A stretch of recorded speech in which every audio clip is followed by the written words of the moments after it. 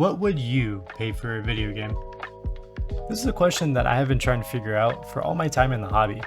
And in this video, I want to delve into the different types of monetization that games have employed throughout the years and pinpoint their reasons why some games have failed because of their choices and what I would pay to play a video game now.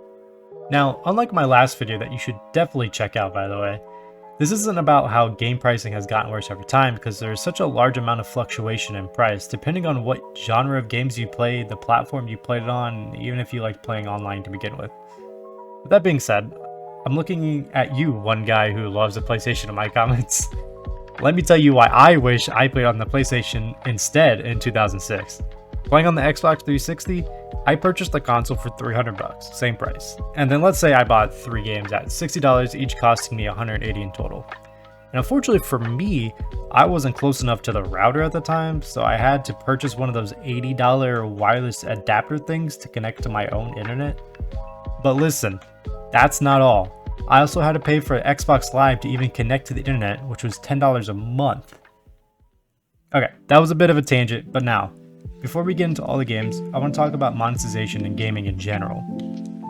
We all know companies need to make money, so it's unreasonable for consumers to want games that will not have any source of income whatsoever.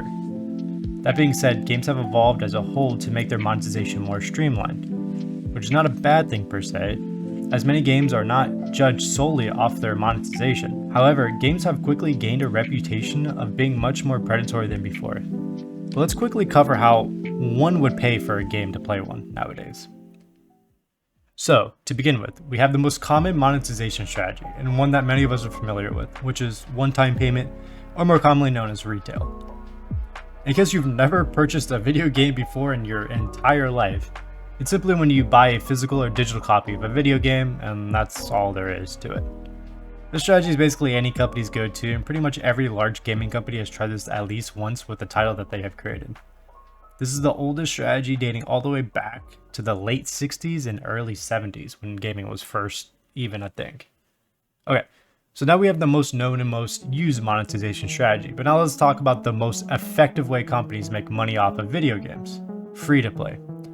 For some who might not know it, it's no secret that free-to-play games are ranking in the largest sum of profit compared to any other monetization strategy any company can employ.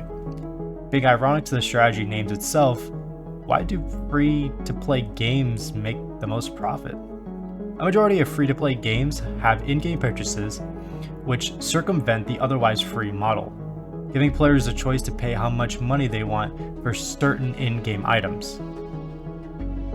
This is where things get a little dicey for the consumer side of monetization, and this type of strategy is a slippery slope of cash grabs that many games utilize. The reason for that is because we start getting into the realm of potential pay-to-win options, which, let's be completely honest, no one likes. We have games that use their in-game purchases for strictly cosmetic reasons and not direct boosts, but sometimes that line may be a bit skewed.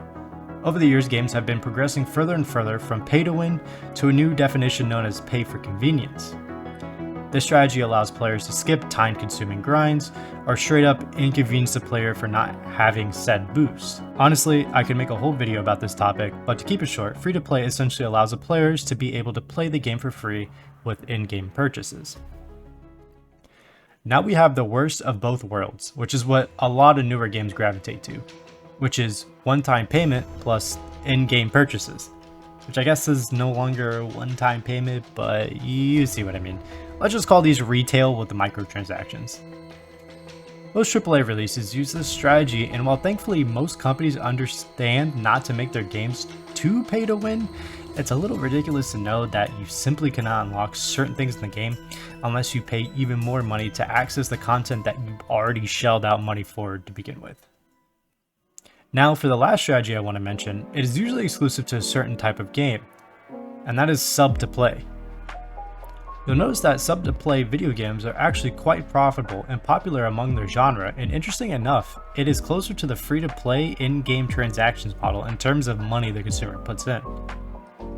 Now, with the usual ways to purchase a game out of the way, just know that there are plenty of other ways games nowadays make money that I will get into, such as advertisement, loot boxes, DLCs, and a few others. I don't put these in their own category because most of the games use one or more of these in addition to their main monetization strategy. So now let's break down the positives and negatives for each of these. But before that, let me tell you about the sponsor of this video, Raid. Just kidding, I don't have a sponsor, but you know, if anyone wants to. Okay, so now let's start with the first strategy we talked about, one-time purchase. For me personally, I think these are the least predatory out of all of them. We're talking about games like Super Mario 64, Halo, Final Fantasy 7, Uncharted, and God of War 2018, which is a newer title among these. And there are thousands and thousands of games in the one-time purchase category. And usually, as far as unlockables in these games, they were all unlockable within the game with things like challenges, mechanics, or secrets. It was nice to see that usually these games were a flat amount and we got to experience them to their fullest until we put them down with no predatory monetization slammed in our face. The only negative to one-time purchase games is that they usually have a bad rep for DLCs. Now this is a mixed bag because for some cases DLCs for games are absolutely phenomenal additions to their base game that are worth the money we pay for them. Some great examples of this are like The Witcher 3's DLCs, Undead Nightmare for Red Dead, and the Old Hunters for Bloodborne. Then on the complete opposite side, we have countless map packs, recolors, and pointless expansions. And then we have pretty much everything The Sims offers DLC-wise. Now, let's move on to the free-to-play games. And we cannot talk about free-to-play monetization without talking about the elephant in the room. The Battle Pass. Battle Passes, Battle Passes, Battle Passes. You forgot about this guy, huh? These are not exclusive to only free-to-play games as they show up in pretty much any online video game, but these things are everywhere. These bad boys make you pay money to unlock random things in the game, whether cosmetic or other kinds of currency in the game you are playing, and in return, companies gain a large amount of player retention. Honestly, I think most people would like if these were not in games now, including myself, but at least they're not as predatory as everyone's favorite in-game purchasable item, the loot box. Ah, the loot box. These things show up all the time in free-to-play games.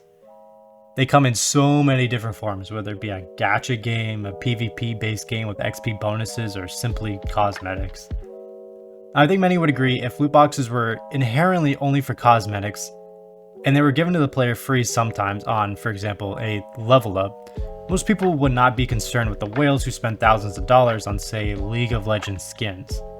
Now let's be honest, you don't need any of those new skins or cosmetics that are coming out. Depending on the game, they do not have any effect on gameplay whatsoever.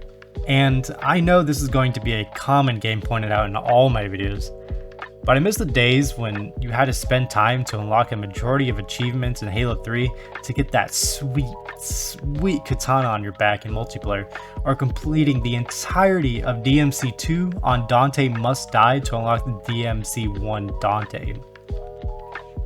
Next is the now commonly used retail with microtransactions. These games have a one-time purchase on the game on top of having an online service that is usually littered with in-game transactions and loot boxes. If you need an example of a series that was absolutely ruined by this, look no further than the Star Wars Battlefront reboot by EA in 2015. They had a full release price on top of having in-game bonuses only retrieved by purchasing loot boxes in the game.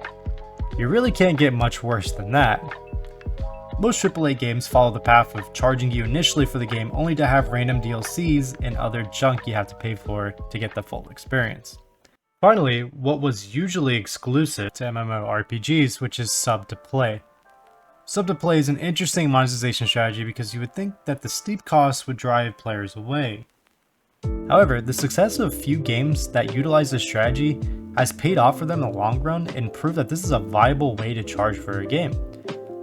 I don't have really much experience in WoW anymore because, things are got a bit crazy over at Blizzard. I can tell you that Final Fantasy XIV has been a pleasant surprise that I have come to enjoy and would recommend to many others. The thing is though, if I can get the game to be any other monetization strategy, I would. Now, I don't want loot boxes or any of that, but I do wish the game was a one-time purchase. I want to support the creators of the game because I love it. However, sub to pay feels very demanding, as it's almost like I have to get my money's worth out of every month I have a subscription, on top of needing to purchase the game plus the expansions.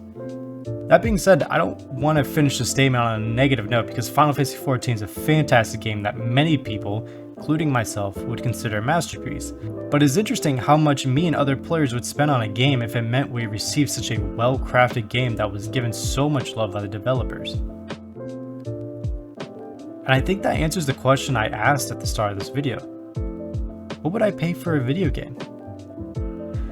I think many people would agree that if a game is meticulously created to be a fun experience and constantly updated, we would be more than happy to pay the price I ask in most cases. But sadly, other games moved to the more predatory approach to monetization many years ago because it simply makes them more money in the long run. I cannot blame them because what makes them the most profit is ultimately what they should stick to, but it would be nice to return to a time where my favorite hobby wasn't trying to constantly take my money even after I purchased it. Everyone, thanks for watching. I appreciate all the support on my last video, and it made me want to make more because I really enjoyed talking with you all and discussing the comments. So let me know what you guys think of monetization as a whole in the comments, and thanks again guys for watching my video.